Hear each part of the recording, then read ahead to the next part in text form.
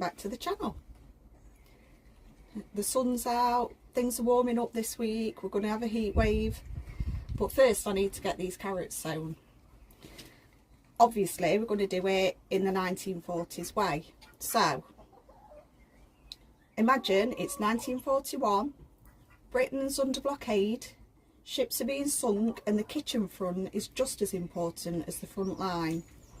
And your mission is to grow enough food to keep your family healthy. So today we're going back to basics. We're looking at the official wartime advice for one of the most vital crops in the Dig for Victory campaign, which was the humble carrot. Sugar was rationed and carrots are sweet, so it was really sought after, carrots as a replacement for sugar. The Ministry of Information wanted everyone to believe that carrots helped RAF pilots to see in the dark. Whether that was true or just clever propaganda, the advice from the War Ministry was to grow them and how to grow them top tier. So let's go sow some carrots. I'll see you in the garden. Welcome to the garden. So the advice was to mix your seeds with sand so that you could see more clearly as you were sowing, and to avoid waste, because seeds were precious. You couldn't just go to the shop for more. So to make them go further, the Dig for Victory leaflets recommended mixing them with the sand, and that helped you to sow more thinly.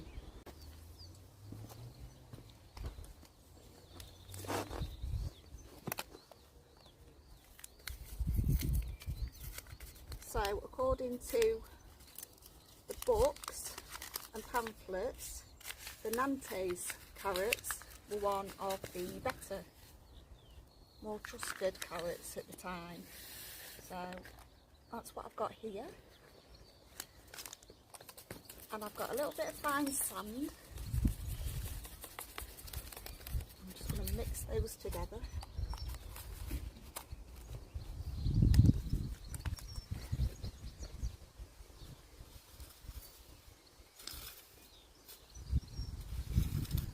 First, the soil.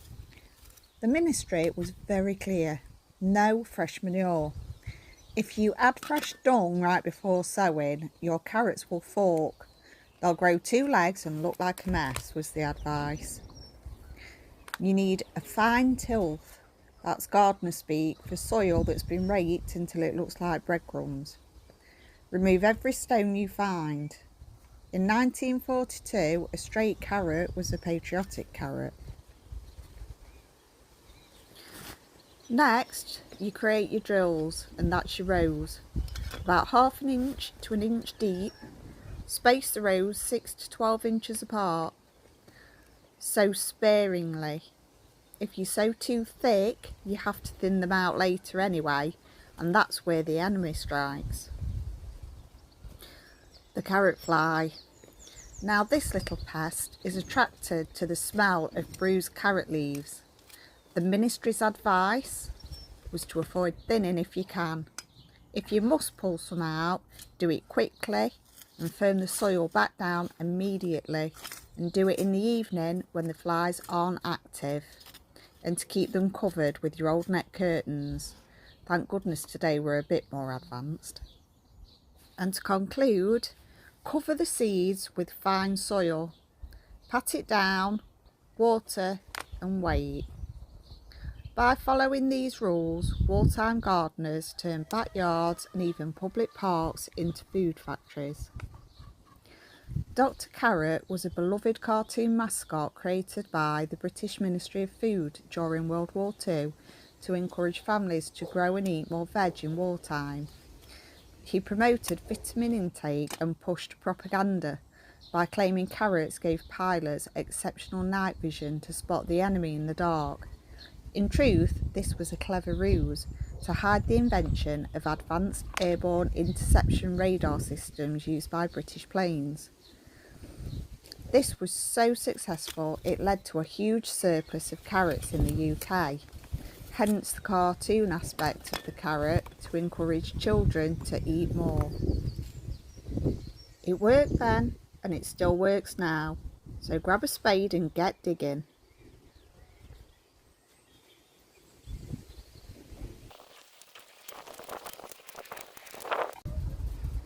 Right, now that's the seed sown. I've got some that I started off in the greenhouse, and they're going to go in the blue rolls that I grew them in.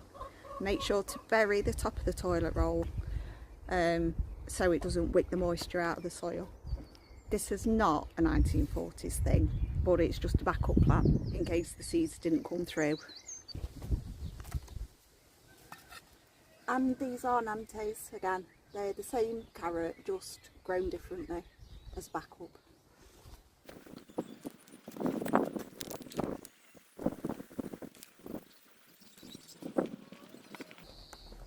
Now this one has grown too, and I can actually see the top of the carrot, which I don't really want to disturb them because of the carrot root fly.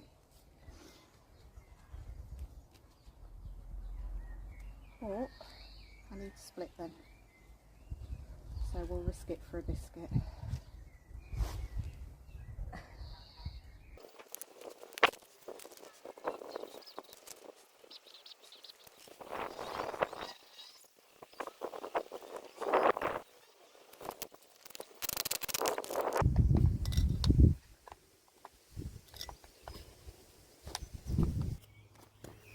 Look at the roots on that. Fabulous.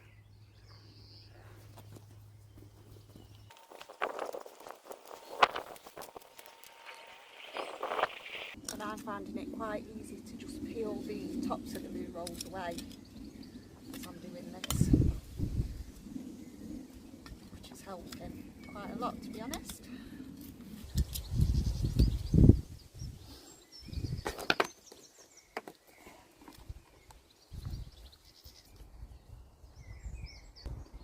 And they're all in. So now we've got the carrots in, and they're in with the onions to deter the carrot root fly, because the smell of the onions confuses the carrot flies and gives them some protection. So that's carrots and onions in one bed, as per advice in the Dig for Victory books. And obviously this side I did scatter some wildflower seedlings in there, but we've got weeds coming up as well, and at the moment I'm struggling to determine which are the weeds and which are the seedlings, so I'm just leaving that for now. But then with bricks that I found as I've been doing this, I created this little circle, which is the herb circle, and I've filled it with herbs from the allotment and filled it with marigold and calendula also that was popping up around the allotment, so it's not cost me anything, all completely free. And then we've got this gorgeous little sign that I got made for me, Victory Garden, grow your own. So that's lovely, love that. We've got the rhubarb over there as well, and the strawberries coming up there now. And I need to think of what I want to put in that side bit there, or do I just leave it as a pathway so I can get all the way round? I think it'd be better off as a pathway, to be honest. So that's what's been going on in the allotment since last episode.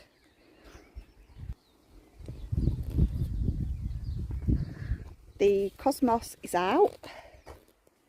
I decided to put that out yesterday, day before yesterday, in the rain, and it seems to be loving life, so that's great. And there's some over there as well in front of the fruit cage, along with some of the sweet peas. We've got the sage is starting to flower, which is brilliant. I love sage and chive flowers, so they're going to be great for the pollinators.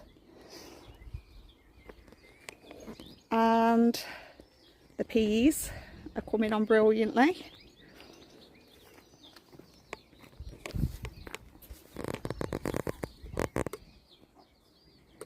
And this bed is where we put the parsnips and the radishes, some of the radishes. But I've got these big things popping up, which I think look like potatoes. I did have potatoes last year, just a couple in this bed, but I thought I'd literally got everything out. What do you think? Are these potatoes? What are they? We've got gooseberries coming on the gooseberry and white currants. Things are starting to look a little bit better since I put some ericaceous in. The loganberry is covered in flower. What I did want to ask is, now this is that's a camellia. Now this camellia has got sentimental value to me because I bought this back in March to commemorate what would have been my son's 30th birthday. So I really want it to thrive, and it's not. It looks atrocious. So if anybody can advise me on what I'm doing wrong, it's in ericaceous. I've put it in a bigger pot. I've moved position, tried it in shade, tried it in sun, tried it all over, and it just looks meh. So if anybody can tell me what I'm doing wrong, yeah, that'd be great. And this bed, where we put some of the garlic, some of the lettuce, some radishes. The radishes going absolutely mental in there. They're ready for picking. And the lettuce is starting to bolt already. We've got flowers, people. Flowers. I've not even picked any yet. And a lot of weeds as well. Flipping weeds coming up everywhere. You can see that big bad boy radish in there. So everything's starting to grow. It's just a tick list of jobs at this time of year. So many jobs to do. And I think one of the chickens is asking for my attention. And as well as the Victory Garden sign, we've also got this one as well, which says Chicken Garden, and that's for the other allotment next door.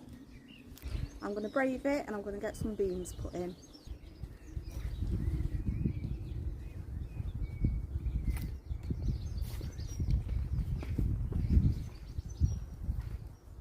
And these are Scarlet Emperor as per the books.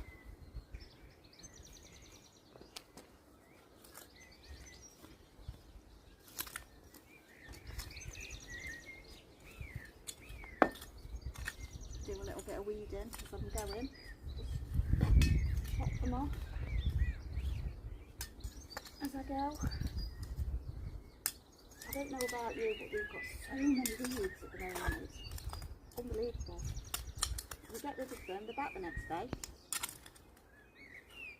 Now this soil has had manure, compost, fish blood and bone, the whole shebang.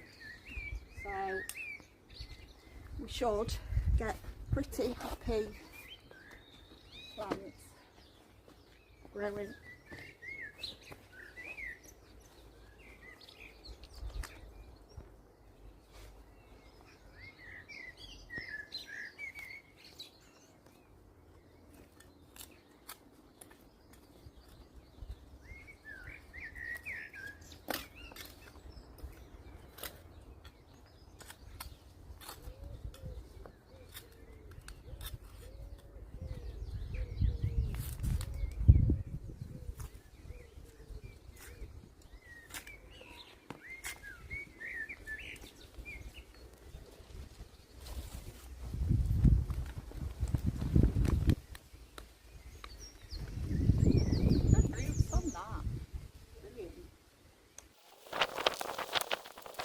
Same again, just put the leaves down as I'm going.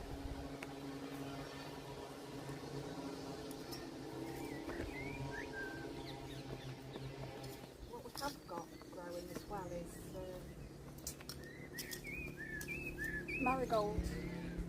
and some calendula as well, which I'm going to leave in if I find those popping up in the beds. Seems one of my favourite things to grow. The satisfaction I get from seeing them root up the supports, and then when you go home with a basket full, brilliant. There we go. We'll save some for the other garden as well. On the second arch I want to put some white lady. But yeah, I've still got loads to do on the other garden to turn it into a garden. It's still a work in progress at the moment.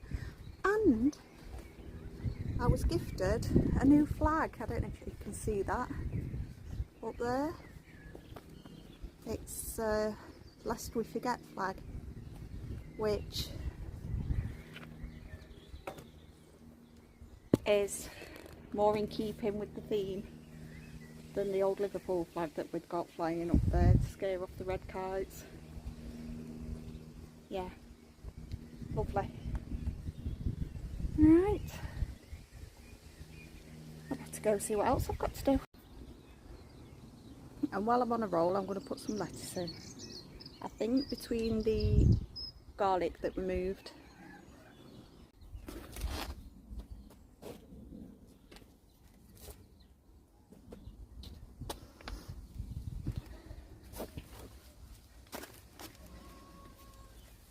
right, so this row that I'm going to put in now is iceberg, as it's one of the ones that I mentioned in the wartime advice guides as a good reliable lettuce. Lola Rosso, just because I like it. And I know it's not got a very good rep, to be honest, but we used it last year and we had lettuce all summer long and it was great. What else have we got going here? We've got radish. The spring onion never came up. The long white icicle died. We've got the beetroot, which is the one I'm going to put in next, I think. And I've got some radish scarlet globe, which is also another one that was recommended in the Dig for Victory times, in the 1940s I should say. So that's going in next. I don't bother separating the radishes every time because I've found that they'll grow just as happily in a clump. Although I'm pretty sure that Mr. Middleton would have been horrified that I've not separated up my radishes and babied them.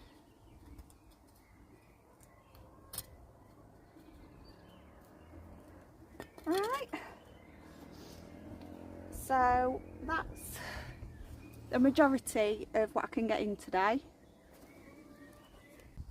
We've got a lot of onions coming up and garlic.